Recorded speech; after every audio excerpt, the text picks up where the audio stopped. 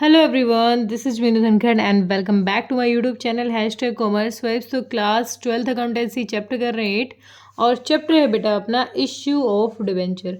इसका एक थ्योरी का टॉपिक करवा रही हूँ। ये छोटा सा बिल्कुल छोटा सा टॉपिक है, issue of debentures as collateral security.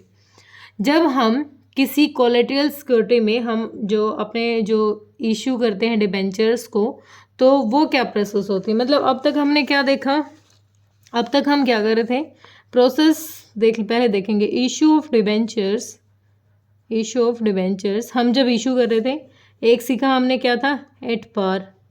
एक क्या सीखा था, एट प्रीमियम, है ना। फिर हमने सीखा डिस्काउंट। इस तरीके से क्या कर रहे थे, हम इशू कर रहे थे। अब ये क्या आ गया, कोलेट्रल सिक्योरिटी क्या होता है बेटा, ये ऐसी सिक्योरिटी होती है जब हम किसी सिक्योरिटी के बदले में अपने डिबेंचर्स को इशू करते हैं। एग्जाम्पल लेके चलते हैं, जब आप किसी भी थर्ड पार्टी से लोन कर लेते हो, किसी भी बैंक से लोन ले रहे हो, या फिर आप किसी भी ऐसे इंस्टीट्यूट से पैसा उठा रहे हो, किसी भी ऐसे इंस्टीट्यूट से पैसा उठा रहे हो, ठीक है। आपको मतलब पैसे की ज़रूरत है, किसी भी इंस्टीट्यूट के पास गए कि भाई हाँ मुझे पैसे की नीड है, मुझे आप पैसा दे दीजिए, लोन दे दीजिए, जो भी है।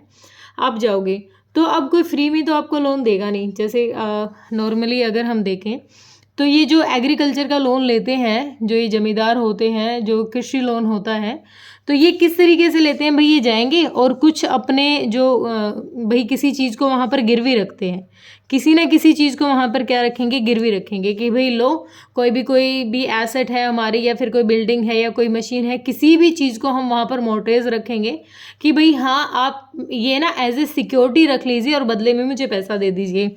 जैसे बैंक से अगर बेसिक से एग्जांपल है, छोटी सी वैल्यू का एग्जांपल लेते हैं। सपोज करो 1 लाख रुपए का हमने लोन लिया है बैंक से, ठीक है, और हमारे पास गिरवी रखने के लिए हम जो वहाँ पर मोर्टेज की वैल्यू रख रहे हैं, मेरे पास बस एक ट्रैक्टर है, ठीक है, एक ट्रैक्टर है रखने के लिए, या फिर ट्रैक्टर नहीं कोई मशीन लगा लो, कोई मशीन है गिरवी रखने के लिए, ठीक है। और उस मशीन की वैल्यू कितनी है, उस मशीन की वैल्यू है 80,000, ठीक है। अब देखो बैंक ऐसे ही थोड़ी ना लोन लेगा, मतलब बैंक लोन तब देगा ना, या कोई भी इंस्टीट्यूट लोन तब देगा ना जब हम सिक्योरिटी के लिए अमाउंट से ज़्यादा वाली वैल्यू रखें। मतलब अगर हम 1 लाख रुपए का लोन ले रहे हैं ना, तो हमें कम से कम 1,20,000 1,20,000 से ज़्यादा वाली अमाउंट को, चीज़ को हमें वहाँ पर गिरवी रखना पड़ेगा, तब हमें लोन मिलेगा, ठीक है। तो भाई ये कहता है बैंक के लिए प्रोसेस क्या हो जाएगी, हम उसको कहेंगे बैंक को कि भाई ऐसा कर लेते हैं, 80,000 के तो हम आपको दे देते हैं, अपनी मशीन गिरवी रखवा देते हैं, और जो 40 बच गया, क्योंकि हम 120 कह रहे हैं ना, उससे एक्सेस अमाउंट मिलेगा, 40,000 के बदले में ना हम आपको डिबेंचर दे देते हैं। क्या दे देते हैं, debenture.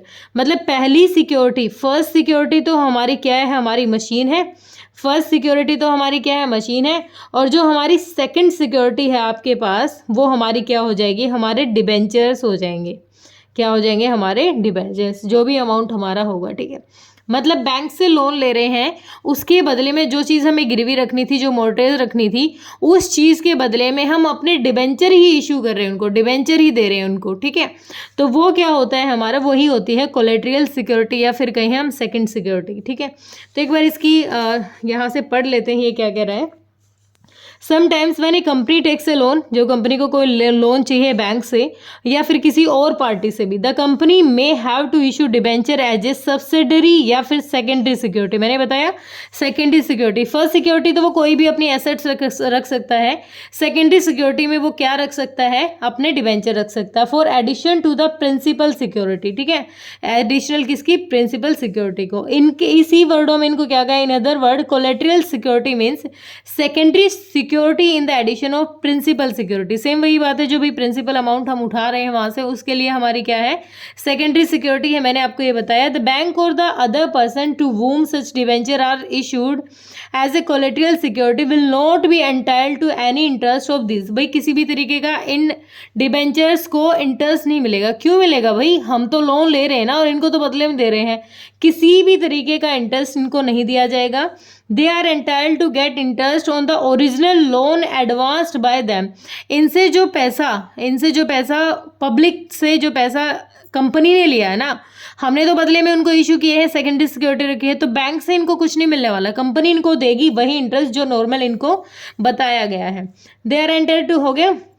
it is the default is made either in the payment of interest or in the payment of principal debt, the lender will first release its debt from the principal security, जो main security होती है पहले वहाँ से, but if the full amount of debt is not realized, अगर पहले जो जैसे अभी मैंने बताया मशीन है, अगर मशीन से पहला अमाउंट नहीं होगा तो इस सेकंड सिक्योरिटी को हम यूज़ कर सकते हैं. It may claim all the rights to debenture holder. ठीक है.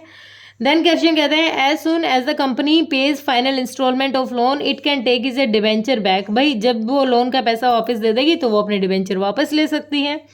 There are two method to dealing with such debentures. इनके लिए दो मेथड है. फर्स्ट मेथड है और सेकंड मेथड. देखो फर्स्ट मेथड में क्या कह रहा है, जब नॉर्मली हमें अपनी बुक्स ऑफ अकाउंट में दिखाना होता है इसको एक्चुअल में, तो सिर्फ हमारे पास क्या है, देखो डिबेंचर्स हमने यहाँ पर बदले में एक सिक्योरिटी के रूप में रखे. ना तो पैसा आया है डिबेंचर का ना पैसा गया है.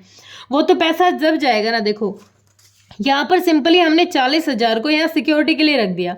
इन केस हम जब बैंक लोन पे कर देंगे तो ये तो हमारे पास वापस आ जाएंगे.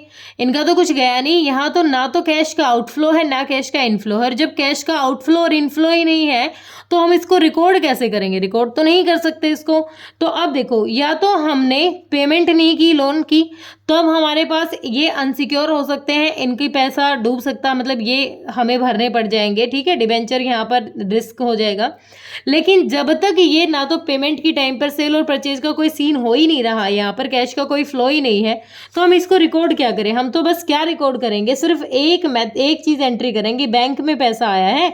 किसके थ्रू आया है, बैंक लोन के थ्रू हमारे पास पैसा आया है. ठीक है, क्या कहना चाहता है ये, in this method no entry need to pass in the books of the company as debentures are not actually issued.